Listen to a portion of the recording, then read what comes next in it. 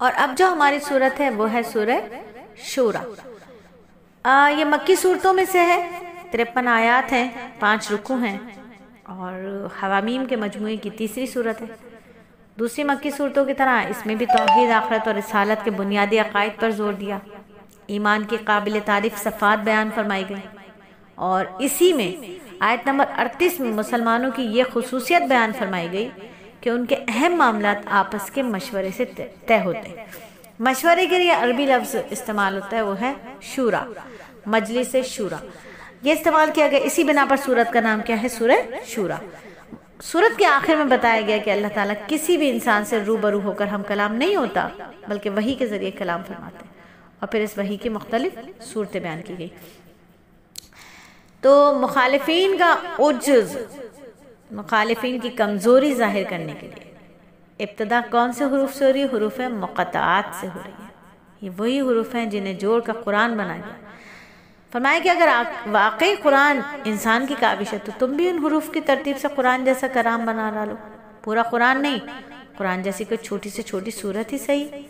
تمہارے اس کارنامے کا سب سے بڑا فائدہ یہ ہوگا کہ معاذاللہ محمد صلی اللہ علیہ وآلہ وسلم کو جھوٹا ثابت کرنے کے لیے کوئی پروپیگنڈا نہیں کرنا پڑے گا، نہ مالی وسائل استعمال کرنے پڑیں گے، نہ جنگ کی آگ میں اپنے بھائی بیٹوں کو جھونکنا پڑے گا۔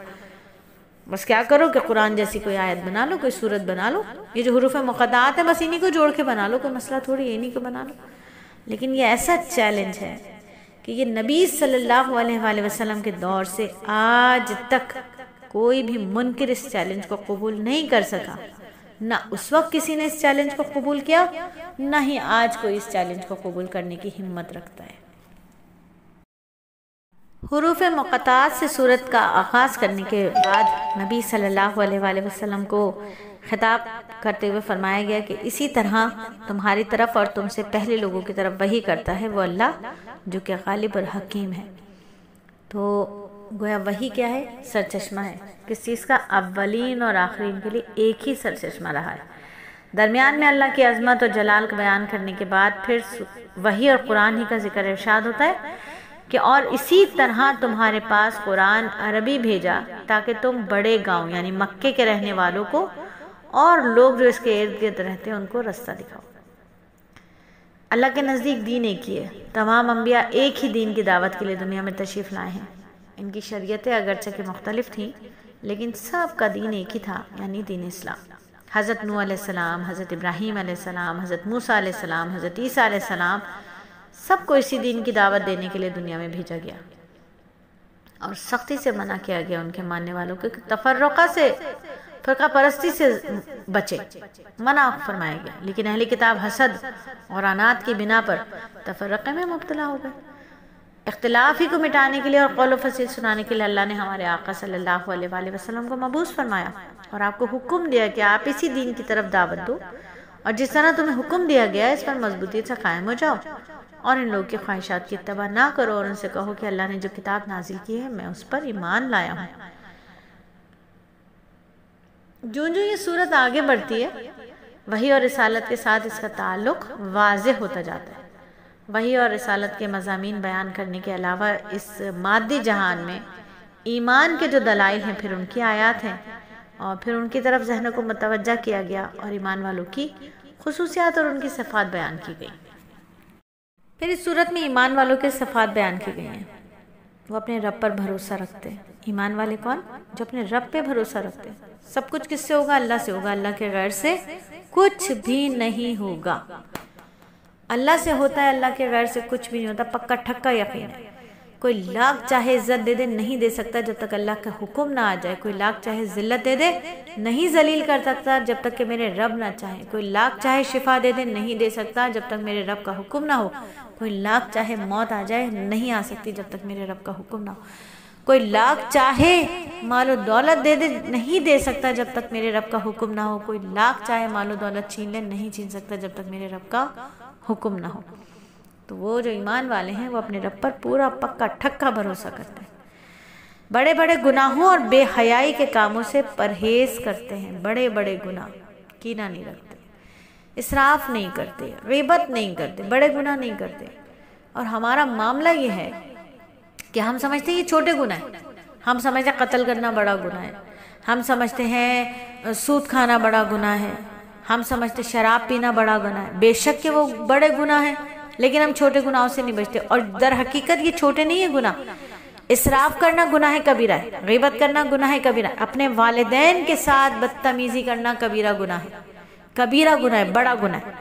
تو فرمایا جو ایمان والے ہوتے ہیں ان کی یہ صفت ہوتی ہے کہ وہ بڑے گناہوں سے بچتے ہیں، اور بڑے گناہوں میں بے حیائی بھی بڑا گناہ ہے، اتنا بڑا گناہ ہے کہ میرے نبی صلی اللہ علیہ وآلہ وسلم نے فرمایا جب تم نے حیا نہ رہے تو جو چاہے سو کرو، اتنا بڑا گناہ ہے بے حیائی۔ ایمان اور حیا ایک ہی شاخ ہیں، جیسے ایک جائے گا تو دوسرا خود بخود چلا جائے گا، حیا چلی گئی تو ایمان بھی چلا جائے گا۔ تو یاد رکھیے جو ایمان والے ہوتے ہیں ان کی صفات میں ایک صفت یہ بھی ہوتی ہے کہ وہ بڑے گناہوں سے بھی بچتے ہیں اور بے حیائی کے کاموں سے بھی پرہیز کرتے ہیں، غصہ آ جائے تو معاف کر دیتے ہیں۔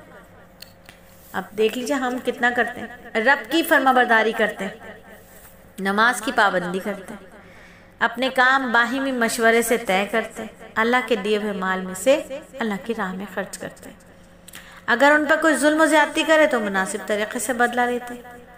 اب ہمارے اندر کتنی صفات ہیں وہ دیکھ لیں، ہمارے اندر کتنی صفات ہیں وہ دیکھ لیں، اور جو ہم سے روٹھا ہوا ہے نا اس سے یہ صفات پوچھیں کہ ہمارے اندر اس میں سے کتنی ہیں۔ اپنے ذات میں تو میرے اندر ساری ہیں نا، جس کو مجھ سے شکایتیں ہیں اس کے نزدیک تو دیکھیں تو میرے اندر کوئی بھی اس میں سے کوئی وصف میرا نہیں ہے۔ تو اچھی طرح اپنی ذات کو محاسبے پر رکھیں کہ میرے اندر کتنی کمیاں ہیں۔ تو یہ صفات اگر ہم سب مسلمانوں میں آج پیدا ہو جائے نا تو انفرادی اور معاشرتی زندگی میں ایسا انقلاب آئے گا، پھر ہم دیکھیں گے کہ اسلامی معاشرہ کیسا ہوتا ہے۔ تو سورہ شورى کی آخری دو آیتوں میں وحی اور رسالت کا ذکر ہے، تو جس مضمون سے سورت کا آغاز ہو رہا ہے اسی پر اللہ رب العزت نے سورہ شورى کا اختتام بھی فرمایا۔ آغاز ہو رہا ہے اے پیغمبر، اللہ جو حکیم و عزیز ہے تم پر اور تم سے پہلے پیغمبر جو آئے ان پر اسی کی طرف سے وحی نازل کرتا ہے۔ تو وحی سے آغاز کیا اللہ رب العزت نے، اور آخری آیت میں بھی اللہ فرماتے ہیں جو اللہ کا راستہ ہے وہ اللہ جس کی ملکیت میں سب کچھ ہے، جو آسمانوں میں ہے اور جو کچھ زمین میں ہے، یاد رکھو سارے معاملات آخرکار اللہ کی طرف لوٹیں گے۔ اور یہاں آ کر سورت ہماری تکمیل ہوتی ہے اور اس کے بعد ہماری اگلی سورت کا آغاز ہوتا ہے۔ اور اب جو ہماری سورت ہے وہ ہے سورہ زخرف۔ یہ مکی سورت ہے، اس میں 89 آیات ہیں اور 7 رکوع ہیں۔ چونکہ اس میں لفظ زخرف آیا ہے جو سونے اور زینت کے معنی میں آتا ہے، اس لیے اس کا نام زخرف رکھا گیا۔ اس سورت کا موضوع اصول ایمان ہے۔ اس سورت کی ابتدا بھی حوامیم کی طرح نبی صلی اللہ علیہ وآلہ وسلم کے دائمی معجزے قرآن کے ذکر سے ہوتی ہے۔ اللہ تعالیٰ نے اس روشن اور واضح کتاب کی قسم اٹھا کر فرمایا ہم نے اسے عربی زبان بنایا تاکہ تم سمجھو۔ یہ قرآن بڑی کتاب لوح محفوظ پر ہمارے پاس لکھی ہوئی ہے، بڑی فضیلت اور حکمت والی ہے۔ تو سورت کا جو مرکزی موضوع ہے وہ مشرکین مکہ کی تردید ہے، جس میں ان کے اس عقیدے کا خاص طور پر ذکر کیا گیا کہ جس کی روح سے وہ کیا کہتے تھے کہ فرشتوں کو اللہ کی بیٹیاں کہتے تھے، اور وہ اپنے دین کو صحیح قرار دینے کے لیے دلائل بھی دیتے تھے۔ کیا دلیل تھی ان کے پاس کہ ہم نے اپنے باپ دادوں کو اسی طریقے پر پایا ہے؟ تو اس کے جواب میں اول تو یہ حقیقت واضح کی گئی کہ قطعی عقائد کے معاملے میں باپ دادا کی تقلید بالکل غلط طرز عمل ہے۔ اگر وہ غلط تھے تو کیا تم بھی ان کے پیچھے غلطیاں کرتے رہو گے؟ اور پھر اسی طرح حضرت ابراہیم علیہ السلام کا حوالہ دے کر فرمایا گیا کہ اگر باپ دادا کو ہی پیچھے چلنا تھا تو پھر ابراہیم علیہ السلام کی پیروی کیوں نہیں کرتے، جنہوں نے شرک سے کھلم کھلا بیزاری کا اعلان کیا۔ مشرکین نبی صلی اللہ علیہ وآلہ وسلم پر جو اعتراضات کیا کرتے تھے اس صورت میں ان کا جواب دیا گیا۔ ان کا ایک اعتراض یہ تھا کہ اگر اللہ تعالیٰ کو کوئی پیغمبر بھیجنا ہی تھا تو کسی دولت مند سردار کو اس مقصد کے لیے کیوں نہیں نامزد کیا؟ تو اللہ تعالیٰ نے اس صورت میں یہ واضح فرمایا کہ دنیاوی مال و دولت کا انسان کے تقدس اور اللہ کے قرب سے کوئی تعلق نہیں ہے۔ یہ نہیں ہے کہ اگر کوئی بہت زیادہ مالدار ہے تو وہی اللہ کے قریب ہوگا، نہیں جی، دل کا غنی ہوگا تو اللہ کے قریب ہوگا، غریب ہے لیکن ایمان والا ہے، اللہ سے محبت کرتے تو وہ اللہ کے قریب ہے، تقوی اونچا ہے تو وہ اللہ کے قریب ہے۔ پیسے سے تعلق نہیں بنتے۔ اللہ تعالیٰ کافروں کو بھی سونا چاندی اور دنیا بھر کی دولت دے سکتا ہے، لیکن اس سے یہ لازم نہیں آتا کہ وہ اللہ کے قریب ہو گئے، اور آخرت کی نعمتوں کے مقابلے میں اس مال و دولت کی کوئی حیثیت نہیں ہے۔ اس صورت نے یہ بھی واضح کیا کہ دنیا میں اللہ تعالیٰ معاشی وسائل کی تقسیم اپنی حکمت کے مطابق ایک خاص انداز سے فرماتے ہیں۔ دیکھیں نا، کسی کو اللہ نے لاکھوں دیا، کسی کو ایک بھی نہیں دیا، کسی کو کروڑوں دیا، کسی کو ہزاروں دیا، اور کسی کو 2 روپیہ بھی نہیں دیا۔ تو یہ اللہ کی حکمت ہے، اس تقسیم میں بھی کوئی نہ کوئی حکمت ہے، تو جس کے لیے ایک ایسا مستحکم نظام بنایا۔ اور اسی طرح اللہ رب العزت نے اس صورت میں موسیٰ علیہ السلام اور فرعون کا واقعہ بھی اختصار کے ساتھ بیان کیا۔ فرعون کو بھی حضرت موسیٰ علیہ السلام پر یہی اعتراض تھا نا کہ وہ دنیاوی مال و دولت کے اعتبار سے بڑی حیثیت والے نہیں تھے، اور فرعون کے پاس سب کچھ تھا، لیکن انجام کیا ہوا؟ فرعون اپنے کفر کی وجہ سے غرق ہوا، اور موسیٰ علیہ السلام غالب آ کر رہے۔ اور اسی صورت میں حضرت عیسیٰ علیہ السلام کا بھی مختصر ذکر فرمایا، ان کی حیثیت واضح کی۔ زخرف عربی زبان میں سونے کو کہتے ہیں، اور اس صورت کی آیت نمبر 35 میں اس کا ذکر کیا گیا ہے، اور اگر اللہ چاہے تو سارے کافروں کو سونے ہی سونے سے نہال کر دے، تو اسی وجہ سے اس صورت کا نام سورہ زخرف ہے۔ اور اب جو ہماری صورت ہے 25ویں پارے میں، اس کا نام ہے سورہ دخان۔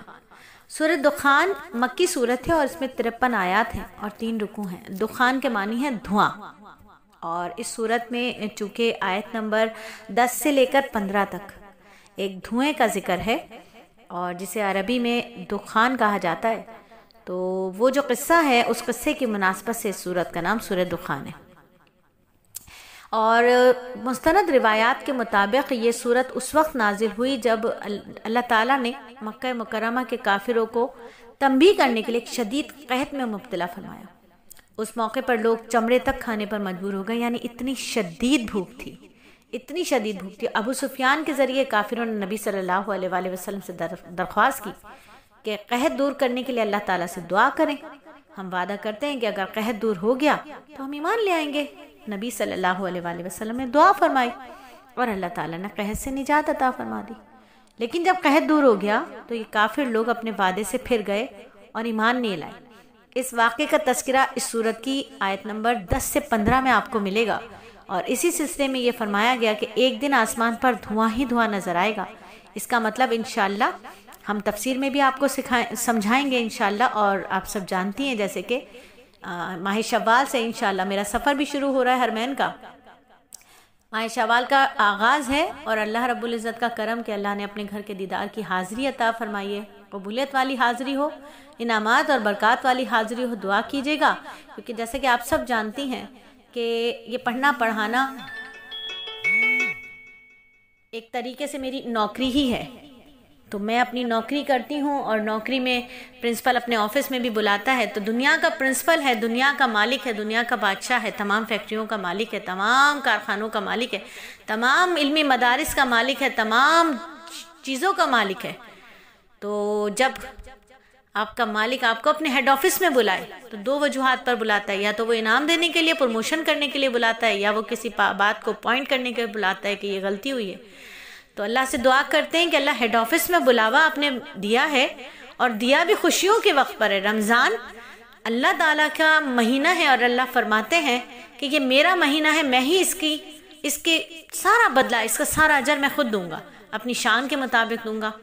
اور سب سے پہلا دن جو رمضان کے بعد آتا ہے وہ عید الفطر، یعنی کھولنا، روزہ افطار کرنا۔ تو پورے مہینے جو ہم نے روزہ رکھا ہوتا ہے، تقوی کا، روح کا جو روزہ رکھا ہوتا ہے، تو وہ افطار کی خوشی اللہ رب العزت ہمیں عطا فرماتے ہیں۔ ہم صدقہ فطر دیتے ہیں، غلطیوں کی معافی مانگنے کے لیے صدقہ فطر ہم ادا کرتے ہیں، اور اللہ رب العزت اس دن کو ہمارے لیے خوشیوں کا دن، خوشیوں کی مبارکباد دیتے ہیں۔ تو عید کا جو دن ہوتا ہے وہ مسلمانوں کے لیے بہت بڑا دن ہوتا ہے، اور اللہ رب العزت نے عید والے دن اپنے دربار میں حاضری لگائی ہے۔ یقیناً جب بڑے اپنے گھر پہ یا اپنے گھر پہ بلاتے ہیں اور بچے ادب سے ان کے ہاں جاتے ہیں تو وہاں سے پھر عیدی بھی پاتے ہیں۔ تو دعا ہے کہ عید والے دن اللہ نے بلایا ہے تو یقیناً عید والے دن ہمیں بہترین عیدی عطا فرمائے گا، اور بہترین عیدی کے لیے بھی محنت نہیں چھوڑیں گے کہ اللہ پوچھتے ہیں نا فرشتوں سے کہ اے میرے فرشتوں بتاؤ اس مزدور کو کیا کیا جائے اس کے ساتھ جس نے اپنی مزدوری کی ہے ایمانداری کے ساتھ۔ تو فرشتے کہتے ہیں آپ بہتر جانتے ہیں، آپ ہی بتائیے۔ تو کہا کہ مزدور کو اس کی مزدوری دی جائے گی، اس کی مزدوری دی جائے گی۔ تو ہم بھی مزدوری لینے اس کے دربار جا رہے ہیں، اور راستے میں بھی اس کو منانے کی اور اس کو راضی کرنے کی کوشش کریں گے، یعنی جہاز میں بیٹھ کر انشاءاللہ تعالی آپ کے ساتھ کریں گے ایک آیت روز کی تفسیر۔ ایک آیت کا ترجمہ اور تفسیر آپ کو بھیجیں گے تاکہ ہماری بہت اچھی سی نوکری یہ چلتی رہے. تو دعا میں بہت یاد رکھیں. آگے چلتے ہیں سورہ دخان کی طرف. یہ بتایا اس لیے کہ انشاءاللہ تفسیر کا حلقہ یہ بند نہیں ہوگا، یہ تا زندگی تا حیات چلتا رہے گا. جب تک کہ میری سانس ہے میں اس حلقے میں پڑھاتی رہوں گی. جس طرح صلاتی کا بھی یہی ہے کہ صلاتی حیاتی جب تک میری زندگی ہے انشاءاللہ تعالی میں پڑھاتی رہوں گی. میرے مرنے کے بعد بچیاں پڑھائیں گی، میری تمام بیٹیاں پڑھائیں گی، اور میری وائس بھی آپ لوگوں کو روز بھیجیں گی تاکہ ایک سلسلہ میرے مرنے کے بعد بھی جاری و ساری رہے. تو چلتے ہیں سورہ دخان کے آگے کی طرف. اگلی آیات میں اللہ رب العزت ہمیں کیا بتا رہے ہیں؟ تو آیت نمبر 10 سے آیت نمبر 15 تک ہے اس دھوئیں کا تذکرہ جس کے نام پر یہ سورت کا نام ہے. آیت نمبر 10 میں اللہ فرماتے ہیں، لہٰذا اس دن کا انتظار کرو جب آسمان پر ایک واضح دھواں لے کر نمودار ہوگا، جو لوگوں پر چھا جائے گا. یہ ایک دردناک عذاب ہے. اس آیت کی تفسیر میں حضرت عبداللہ ابن مسعود رضی اللہ تعالیٰ عنہ سے مروی ہے کہ اللہ تعالیٰ نے کافروں کو تنبیہ کرنے کے لیے انہیں ایک سخت دھواں چھایا تھا، ایک سخت قحط میں مبتلا فرما دیا. اس وقت لوگ شدید بھوک کے عالم میں تھے. جب آسمان کی طرف دیکھتے تو انہیں آسمان پر دھواں ہی دھواں چھایا ہوا معلوم ہوتا. اس آیت میں اس قحط کی پیشن گوئی کی گئی اور فرمایا گیا کہ کافروں کو سزا کے طور پر ایسے قحط میں مبتلا کیا جائے گا کہ انہیں بھوک کی وجہ سے آسمان پر دھواں ہی دھواں نظر آئے گا. اور یہ اس وقت یہ لوگ وعدہ کریں گے کہ اگر یہ قحط ہم سے دور کر دیا گیا تو ہم ایمان لے آئیں گے، لیکن جب قحط دور ہوگا تو یہ اپنے وعدے سے پھر کر دوبارہ شرک کی طرف لوٹ آئیں گے. تو اللہ تعالیٰ تنبیہ فرما رہے ہیں کہ جو لوگوں پر چھا جائے گا اور یہ ایک دردناک سزا ہے. اس وقت یہ لوگ کہیں گے کہ اے ہمارے پروردگار ہم سے یہ عذاب دور کر دیجئے، ہم ضرور ایمان لے آئیں گے. آگے اللہ رب العزت فرماتے ہیں ان کو نصیحت کہاں ہوتی ہے، حالانکہ ان کے پاس ایک ایسا پیغمبر آیا ہے جس نے حقیقت کو کھول کر رکھ دیا ہے. پھر یہ لوگ اس سے منہ موڑے رہے اور کہنے لگے کہ یہ سکھایا پڑھایا ہوا ہے دیوانہ ہے.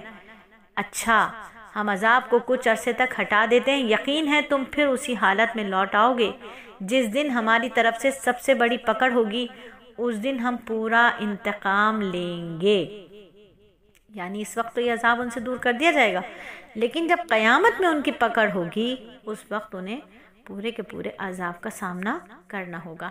اب سورہ دخان کی کیا فضیلت ہے اس کے بارے میں مفسرین فرماتے ہیں، حدیث مبارکہ میں ہے کہ جمعے کی رات میں یعنی شب جمعہ میں، جو آج شب جمعہ بھی ہے ماشاءاللہ رمضان مبارک کی 25ویں شب یعنی لیلۃ القدر کی رات کی لیلۃ القدر کی تلاش کا مرحلہ بھی جاری ہے.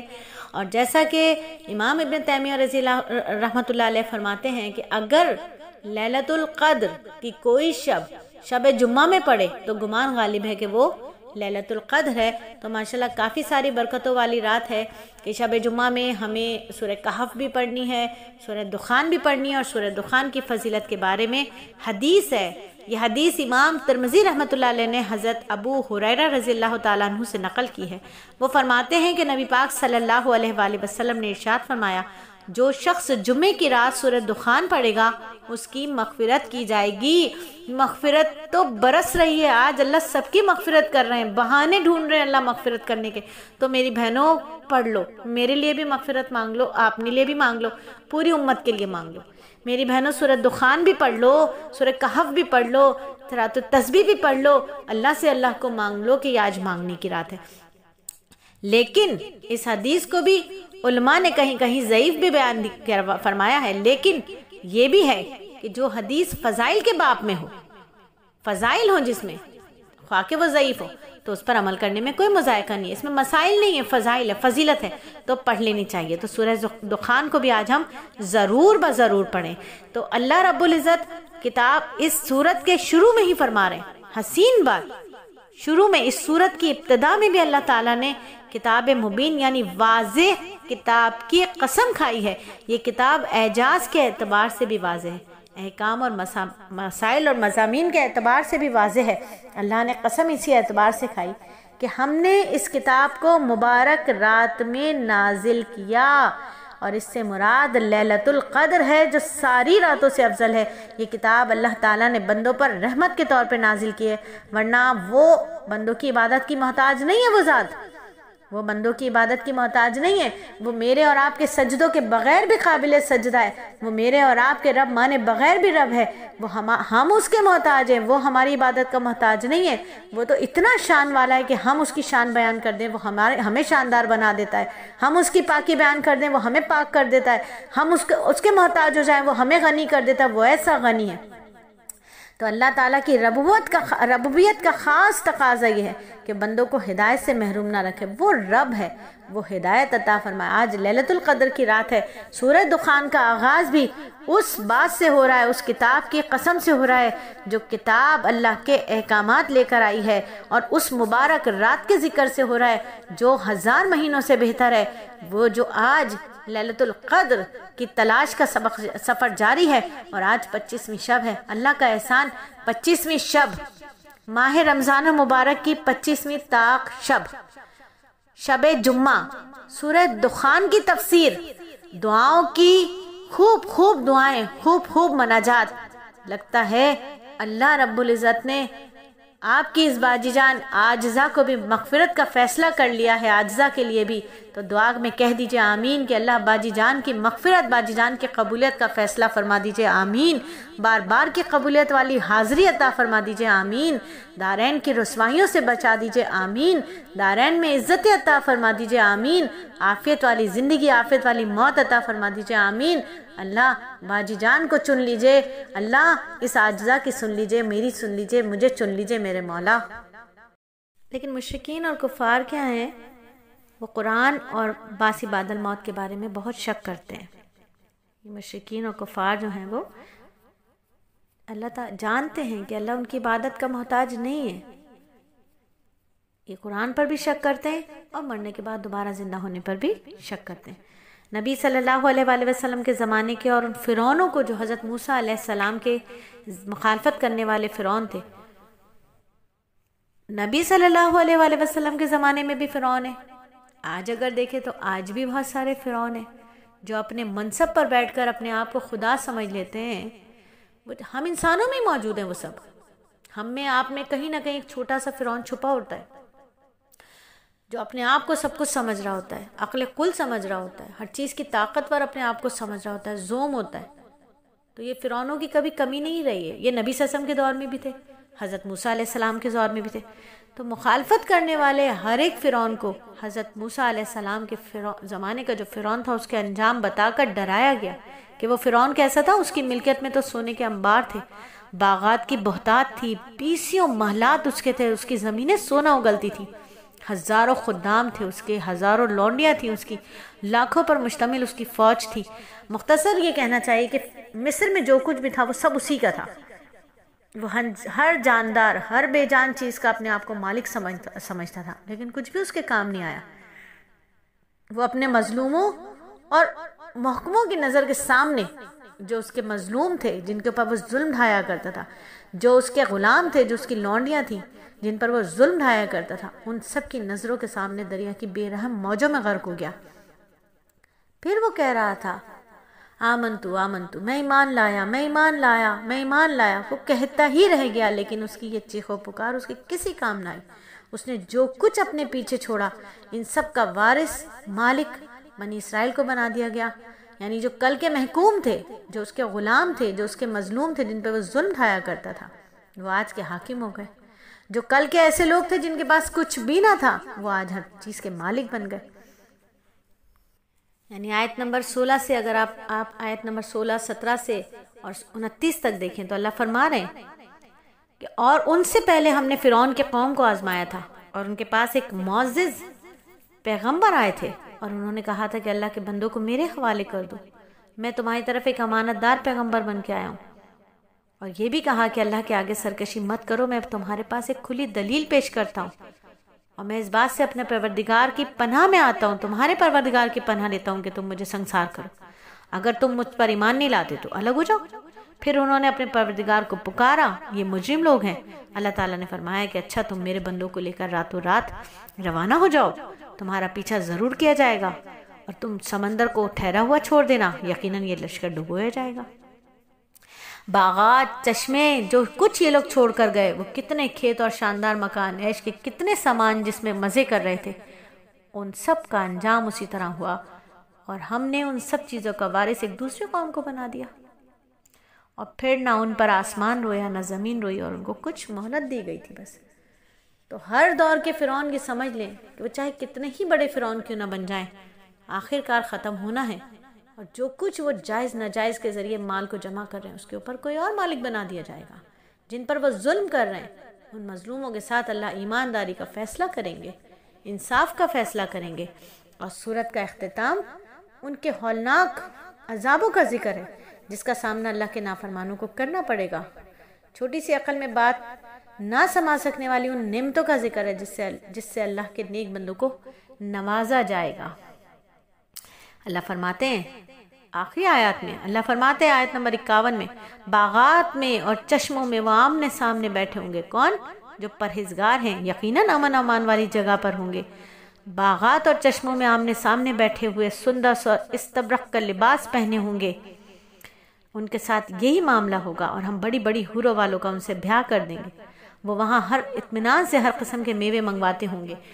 جو موت ان کو پہلے آ چکی تھی اس کے علاوہ وہاں کسی اور موت کا مزہ نہیں چکھیں گے، اور پھر اللہ انہیں دوزخ کے عذاب سے محفوظ رکھے گا۔ یہ سب تمہارے پروردگار کی طرف سے فضل ہوگا، انسان کے لیے زبردست کامیابی ہے۔ غرض کہا، غرض اے پیغمبر، ہم نے اس قرآن کو تمہاری زبان پر آسان کر دیا ہے تاکہ لوگ نصیحت حاصل کریں، اور اب تم انتظار کرو، یہ لوگ بھی انتظار کر رہے ہیں۔ یعنی یہ لوگ جو جھٹلا رہے ہیں، جھٹلانے کے انداز میں قیامت کے انتظار کر رہے ہیں۔ نبی صلی اللہ علیہ وآلہ وسلم کو تصدیق کے ساتھ اس کا انتظار کرنے کا حکم دیا۔ اس وقت ساری حقیقت کھل کر سامنے آ جائے گی، اور ان کافروں کو سخت سزا کا سامنا کرنا پڑے گا۔ اور الحمدللہ یہاں آ کر ہماری سورۃ دخان مکمل ہوتی ہے۔ اب جو ہماری سورت ہے وہ ہے سورہ جاثیہ، اور یہ سورت جو ہے مکی سورت ہے، 37 آیات پر مشتمل۔ یہ سورت 4 رکوع رکھتی ہے، 4 رکوع ہیں اس میں۔ یہ بات تو اب ہم سب اچھی طرح سے جان چکے ہیں کہ جن صورتوں کا آغاز حروف مقطعات سے ہوتا ہے ان میں اکثر صورتوں کی ابتدا ہمارے آقا صلی اللہ علیہ وآلہ وسلم کے سب سے بڑے معجزے قرآن عظیم کے ذکر سے ہوتی ہے۔ اور اس صورت میں بنیادی طور پر 3 باتوں پر زور دیا گیا۔ ایک یہ کہ اس کائنات میں ہر طرف اللہ تعالیٰ کی قدرت کاملہ اور حکمت بالغہ کی اتنی نشانیاں پھیلی ہوئی ہیں کہ ایک انسان اگر معقولیت کے ساتھ ان پر غور کرے تو اس نتیجے پر پہنچے بغیر رہ ہی نہیں سکتا کہ اس کائنات کے خالق کو اپنی خدائی کے انتظام میں کسی کی ضرورت نہیں ہے، کسی شریک کی کوئی ضرورت نہیں ہے۔ لہٰذا اس میں بتایا گیا کہ اس کے ساتھ کسی کو شریک ٹھہرا کر عبادت کرنا سراسر بے بنیاد بات ہے۔ اور دوسرے نبی صلی اللہ علیہ وآلہ وسلم کو بتایا گیا کہ آپ کو شریعت کے کچھ ایسے احکامات دیے گئے ہیں جو پچھلی امتوں کو دیے ہوئے احکام سے کسی قدر مختلف ہیں، اور چونکہ یہ سارے احکامات اللہ کی طرف سے ہیں اس لیے اس پر کسی کو تعجب نہیں ہونا چاہیے۔ تیسرے صورت میں قیامت کے ہولناک مناظر کا نقشہ کھینچا گیا، اور اس سلسلے میں جب ہم آیت نمبر 28 کو غور سے پڑھتے ہیں تو اس میں قیامت کے دن وہ لوگ جو اتنے خوفزدہ ہوں گے کہ ڈر کے مارے گھٹنوں کے بل بیٹھ جائیں گے۔ اور جاثیہ کہتے ہیں عربی زبان میں ان لوگوں کو کہتے ہیں جو گھٹنوں کے بل بیٹھے ہوں، اور اسی لفظ کو پھر سورت کا نام دیا گیا ہے۔ سورت کا آغاز قرآن کریم کے عظمت کے تذکرے کے ساتھ کہ اللہ فرماتے ہیں یہ کتاب اللہ کی طرف سے اتاری جا رہی ہے جو بڑا صاحب اقتدار، بڑا صاحب حکمت ہے۔ اللہ کی توحید، وحدانیت، اللہ کی قدرت کی زندہ گواہ یہ کتاب۔ حقیقت یہ ہے کہ آسمان اور زمین میں ماننے والوں کے لیے بہت سی نشانیاں ہیں، جو مانتے ہیں ان کے لیے تو بہت ساری نشانیاں ہیں، لیکن جو نہیں مانتے، جو اختلاف کرتے ہیں، اور وہ خود تمہاری پیدائش میں بھی نشانیاں ہیں، ان جانوروں میں جو اس نے زمین میں پھیلا رکھے ہیں، ان لوگوں کے لیے بڑی نشانیاں ہیں جو یقین کریں۔ رات اور دن کے آنے جانے میں اللہ نے آسمان سے رزق کا جو ذریعہ اتارا، پھر اس سے زمین کو اس نے مردہ ہو جانے کے بعد نئی زندگی دی، اس میں بھی نشانی، اور ہواؤں کی گردش میں ان لوگوں کے لیے بڑی نشانی ہے جو عقل سے کام لیں۔ یہ اللہ کی آیتیں ہیں جو ہم تمہیں ٹھیک ٹھیک پڑھ کر سنا رہے ہیں۔ اب اللہ اس کی آیتوں کے بعد کون سی بات ہے جس پر یہ لوگ ایمان لائیں گے؟ یہ کتنی پیاری بات ہے جو اللہ کے نبی نے ہم کو بتائی اور آج ہم آپ کو پڑھ کر سنا رہے ہیں۔ کتنا حسین ہے یہ وقت جب اللہ رب العزت مالک ہم سے اپنا کام لے رہے ہیں۔ اللہ کا احسان ہے۔ اور کتاب الہیہ سننے کے باوجود وہ جو انکار کرتے ہیں ان مجرموں کا مکروہ چہرہ بھی یہ صورت لاتی ہے۔ اللہ آگے فرماتے ہیں، برا ہو ہر اس جھوٹے گنہگار کا جو اللہ کی آیتیں سنتا ہے جب وہ اسے پڑھ کر سنائی جا رہی ہوتی ہیں، پھر بھی وہ تکبر کے عالم میں اس طرح کفر پر اڑا رہتا ہے جیسے اس نے وہ آیتیں سنی ہی نہیں۔ لہٰذا ایسے شخص کو دردناک عذاب کی خوشخبری سنا دو، اور جب ہماری آیتوں میں سے کوئی آیت ایسے شخص کے علم میں آتی ہے تو وہ اس کا مذاق بناتا ہے۔ ایسے لوگوں کو وہ عذاب ہوگا جو ذلیل کر کے رکھ دے گا، ان کے آگے جہنم ہے، اور جو کچھ انہوں نے کمایا نہ وہ ان کے کچھ کام آئے گا، نہ وہ کام آئیں گے جس کو انہوں نے اللہ کے بجائے اپنا رکھوالا بنا رکھا ہے۔ ان کے حصے میں ایک زبردست عظیم عذاب ہے۔ تو مجرموں کا بھی تذکرہ کرتی ہے یہ صورت۔ پھر اس کے علاوہ یہ صورت اللہ کی نعمتوں کا ذکر کرتی ہے جو اللہ تعالیٰ نے بنی اسرائیل کو کتاب حکمت عطا فرمائی، نبوت عطا فرمائی، پاکیزہ روزی عطا فرمائی، اہل جہاں پر فضیلت عطا فرمائی، عزت کی صورتوں میں عطا فرمائی نا یہ تمام چیزیں۔ تو چاہیے تو یہ تھا کہ وہ اس نعمتوں سے سرفراز ہونے کے بعد عاجزی اور اطاعت کا راستہ اختیار کرتے، لیکن ہوا یہ کہ وہ تو اور زیادہ سرکشی اور معصیت کی راہ پر چڑھ پڑے۔ پھر یہ صورت ماضی کے واقعات کفار مکہ بلکہ ہر زمانے کے کفار کو سمجھانے کے لیے بیان کرتی ہے۔ کفار مکہ نبی صلی اللہ علیہ وسلم کے زمانے کے ہو یا موجودہ زمانے کے، ان کے کفر انکار کی سب سے بڑی وجہ یہ ہے کہ وہ دنیا کی زندگی کو سب کچھ سمجھتے ہیں، جبکہ قرآن بار بار اس دن پر ایمان لانے کی تاکید کرتا ہے جس دن نیک اور بد ہر کسی کو اس کے اعمال کا بدلہ مل کر رہے گا۔ اور ہم یہ دعا کریں گے کہ اللہ تعالیٰ اللہم حاسبنی حسابا یسیرا، اللہ ہمارے ساتھ آسانی والا معاملہ فرمائے گا، ہمارا اعمال نامہ نہ کھولیے گا۔ قرآن کا انداز کہیں حاکمانہ ہوتا ہے، کہیں سمجھانے والا ہوتا ہے، کہیں خبر دینے والا ہوتا ہے، کہیں سوالیہ ہوتا ہے، کہیں سوال و جواب والا ہوتا ہے، کہیں یوں منظر کشی کرتے ہیں گویا قرآن پڑھنے والا دنیا میں ہی قیامت کے واقعات کو اپنی آنکھوں سے دیکھ رہا ہے۔ اور سورت کے آخر میں اللہ رب العزت نے حشر کا میدان، لوگوں کے خوف کے مارے گھٹنوں پہ گرنے کا سما اور اللہ کے بندوں سے مخاطب کیا جا رہا ہے، کہا جا رہا ہے کہ تم نے قیامت کو بھلا دیا، آج تمہیں بھلا دیا جائے گا۔ تم آیات الہی کا مذاق اڑاتے تھے، آج تم خود مذاق بن گئے ہو۔ تم آیات کا مذاق اڑاتے تھے، آج تم خود مذاق بن گئے۔ اور یہاں آ کر یہ ہماری صورت مکمل ہو جاتی ہے۔